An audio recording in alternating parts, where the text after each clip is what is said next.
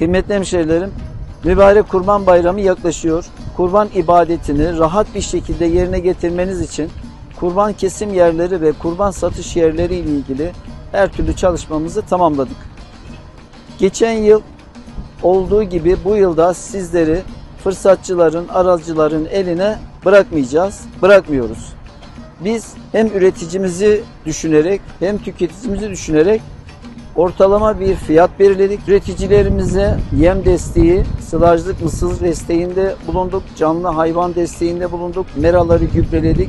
Bu yıl 5 ayrı noktada kurban satışı gerçekleştireceğiz. Ve kurbanlık fiyatlarımız da şu şekilde olacak. Mor koyunun kilosu 220 liradan, Van beyazının kilosu da 230 liradan sizlere satışa sunulacak. Böylelikle vatandaşlarımızın rahat bir şekilde, huzurlu bir şekilde kurban ibadetini yerine getirmesine yardımcı oluyoruz.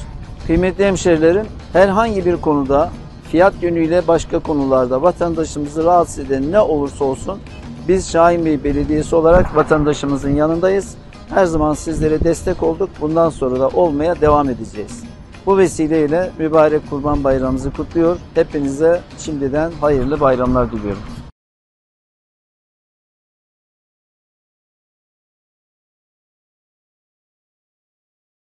Alayım. Siz aldınız mı kurbanlarınızı? Başkan koyacak yer yok. Mecburen bayram gününü bekleyeceğiz. Bayram beklesin. Doğru söylüyorsunuz. Evet. Önemli olan şu. Şu. Yani kendi şu gelirse birbirine güzel başkan. Kaç kilo onlar? 65. 73 kilo gelir. Hadi ya. 70 değil. 66. Gelir diye kalkıyor. Gitmeyelim. İkisi de güzel.